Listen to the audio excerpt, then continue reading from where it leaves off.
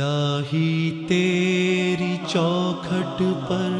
بھکاری بن کے آیا ہوں، سراپا فقر ہوں، عجز و ندامت ساتھ لایا ہوں۔ اعوذ باللہ من الشیطان الرجیم، بسم اللہ الرحمن الرحیم۔ السلام علیکم۔ میرا اللہ تعالیٰ کے گھر کا پہلا جو سفر تھا وہ 2003 میں ہوا تھا، جب میری مدر کی ڈیتھ ہوئی تھی اور میرے فادر نے مجھے اور میرے بھائی کو اللہ تعالیٰ کے گھر میں بھیجا کہ میں بہت ڈسٹرب تھی، تو ان کو لگا کہ شاید میں وہاں پہ جاؤں گی تو سکون میں آ جاؤں گی، اور الحمدللہ وہاں پہ میں گئی تو سب کچھ بہت اچھا رہا۔ مجھے اللہ تعالیٰ کے گھر جا کے پتہ چلا کہ ہمیں تو حج عمرہ کر کے جو آتے ہیں وہ تو ہمیں وہ بات بتاتے ہی نہیں ہیں، وہ کیفیت بتاتے ہی نہیں ہیں جو واقعی میں وہاں پہ جا کے ہو جاتی ہے۔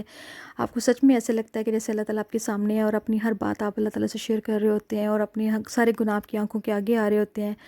اور صدقے دل سے آپ اللہ تعالیٰ سے توبہ کر رہے ہوتے ہیں۔ تو وہ بہت اچھا میرا ٹائم وہاں پہ گزرا، اور جب میں واپس آئی تو بہت واقعی میں پرسکون تھی۔ پھر آتے ہی میرا ایک پرپوزل آ گیا، میری شادی ہوگی۔ پھر شادی میری لاہور میں ہوئی، میرے ہسبینڈ جو تھے وہ آرمی میں تھے۔ اس کے فوراً بعد سے میرے 2 بچے ہوئے، پہلے بیٹا ہوا، پھر جیسے ہی بیٹی ہوئی تو کیونکہ مجھے پیچھے رہنا پڑتا تھا اپنے مدرس کے گھر میں، تو میرے ہسبینڈ کی لائف میں کوئی اور بندہ آ گیا، لائک ان کا کہیں اور انوالومنٹ ہوگی۔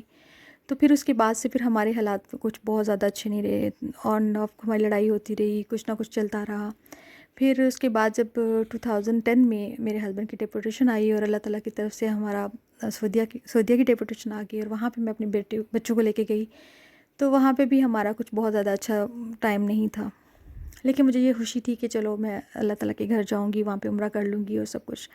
اسی سال ہمیں حج نصیب ہو گیا، اللہ کا کرم ہوا کہ میرا اور بچوں کا ہمیں حج نصیب ہو گیا، اور ہم لوگ وہاں پہ جانے والے تھے۔ لیکن وہاں پہ بھی یہی حالات تھے کہ صبح ہم نے حج پہ جانا تھا، اور ابھی تک ہمیں کوئی آئیڈیا نہیں تھا کہ مجھے کوئی آئیڈیا نہیں تھا کہ ہم نے کس ٹائم پہ نکلنا ہے، اور کیسے ہم نے گروپ کے ساتھ جانا ہے، اور کیسے ہم نے کیا کیا تیاری کرنی ہے، کیونکہ میرے ہسبینڈ مجھ سے کوئی بات شیئر نہیں کرتے تھے، کوئی بات نہیں کرتے تھے۔ وہ بس اپنی اس گرل فرینڈ سے جو بھی باتیں کرنی تھی سب کچھ اسی کے ساتھ شیئر کر لیتے تھے، اسی کو سب بتا دیتے تھے کہ اب ہم نے یہ کرنا ہے وہ کرنا ہے، کیونکہ مجھے پتہ چل جاتا تھا میسج دیکھ کے یا کچھ اس طرح۔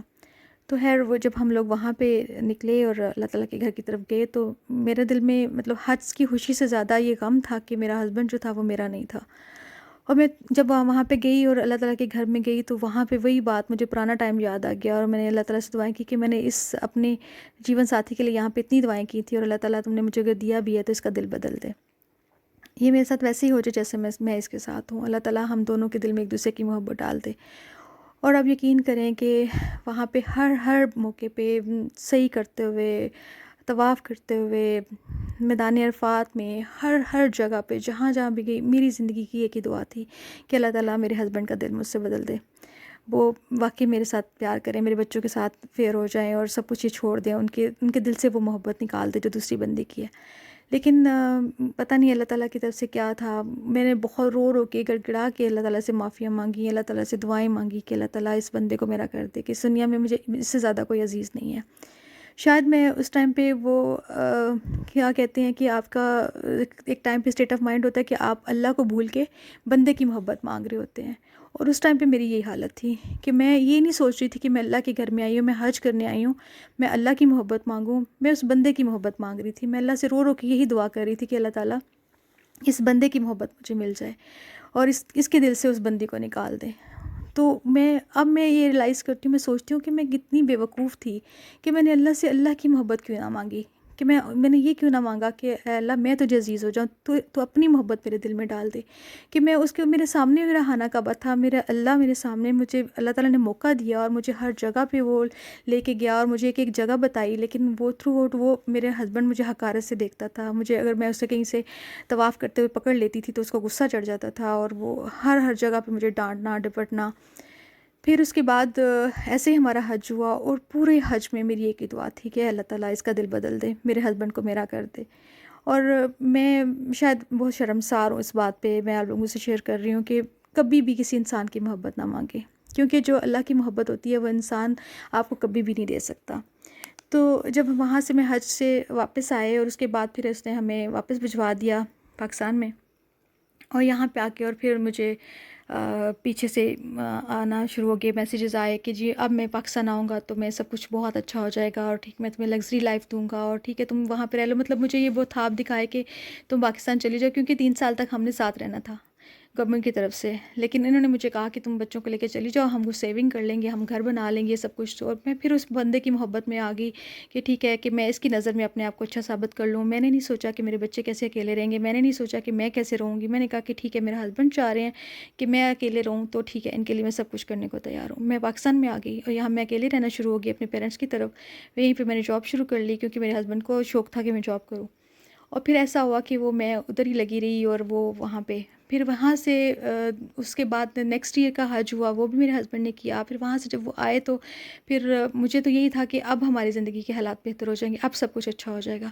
لیکن کیا ہوا کہ جب وہ واپس آئے اور آ کے اپنی جاب میں یہاں پہ بہت اچھے طریقے سے کامیاب ہو گئے، کرنل بن گئے، سب کچھ ہو گیا، پروموشن ہو گئی، تو اس کے بعد انہوں نے ہمیں چھوڑ دیا.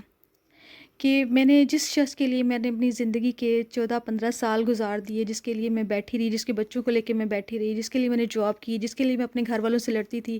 وہ ساری محبت، وہ اللہ کے گھر میں پورے حج کے دوران جو میں نے ایک ہی صرف دعا مانگی. نہ مجھے اس ٹائم پہ اپنے پیرنٹس یاد تھے، نہ مجھے اپنے بہن بھائی یاد تھے، نہ مجھے اپنے بچے یاد تھے. مجھے سب یاد تھا کہ اللہ اس بندے کے دل میں میری محبت ڈال دے.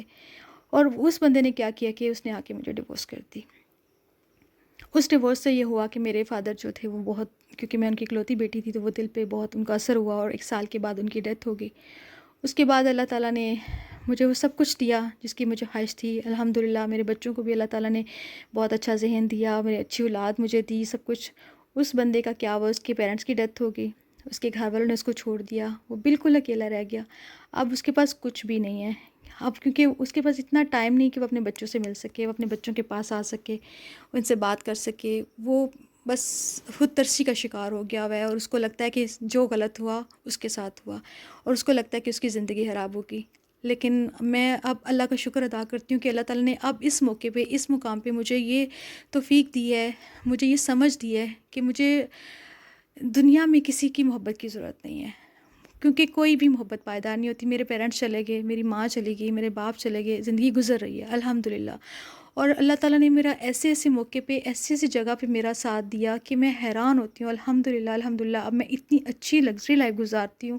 اور میرے بچے ہمیشہ اچھے اسکول میں پڑھ رہے ہیں. مجھے سب کچھ اللہ تعالیٰ نے دیا ہے، اور سب سے بڑی بات کہ میرے دل میں اللہ نے سکون دیا ہے. میں الحمدللہ نماز پڑھتی ہوں اور مجھے مزہ آتا ہے نماز پڑھ کے، اور میں قرآن پڑھتی ہوں، اور میں ترجمے کے ساتھ قرآن پڑھتی ہوں، اور مجھے ایسا لگتا ہے کہ قرآن مجھ سے باتیں کرتا ہے. جو میری ماں مجھ سے باتیں کرتی تھی، جو مجھے وہ سکھاتی، جب میں قرآن میں پڑھتی ہوں، جب مجھے میرا دل دکھی ہو جاتا ہے، جب میں اپنے پیرنٹس کو سوچتی ہوں کہ وہ کیسے میرے سے بات کرتی ہے، جب میں قرآن پڑھتی ہوں مجھے لگتا ہے کہ وہ مجھے تسلی دیتا ہے. اور مجھے ہر بات کا وہ، جب بھی میں کوئی بھی آیت پڑھتی ہوں مجھے لگتا ہے وہ میرے لیے ہے. اور الحمدللہ میں کوشش کرتی ہوں اللہ تعالیٰ مجھے توفیق دے کہ میں اپنے بچوں کو بھی بہت سکھا سکوں کہ آپ جو بھی اپنی زندگی گزارو قرآن کے عمل سے قرآن سے سیکھ کے گزارو. شاید میں اب تک بہت اچھے طریقے سے اپنی بات نہ پہنچا سکی ہوں، لیکن الحمدللہ میں دعا کرتی ہوں کہ جیسے اللہ تعالیٰ نے میرے دل میں سکون ڈالا ہے کہ اب میرے دل میں اس بندے کی کوئی محبت نہیں ہے، اب میرے دل میں اس کے لیے کوئی چاہت نہیں ہے. اللہ کا شکر ہے کہ میرے دل میں اللہ تعالیٰ کی محبت ہے، اپنی اولاد کے لیے ہے. میں جو سوچتی ہوں، جو کرتی ہوں اپنی اولاد کے لیے کرتی ہوں، اور میں کوشش کرتی ہوں کہ اللہ تعالیٰ کو بھی مجھ سے محبت ہو جائے، اور میں آخرت میں سرخرو ہو جاؤں. اور میں جو اللہ تعالیٰ نے میرے اوپر ذمہ داری ڈالی ہے کہ اپنے بچوں کی پرورش کی، بہتر پرورش کی، میں اس پہ پوری اتر سکوں. جزاک اللہ خیر.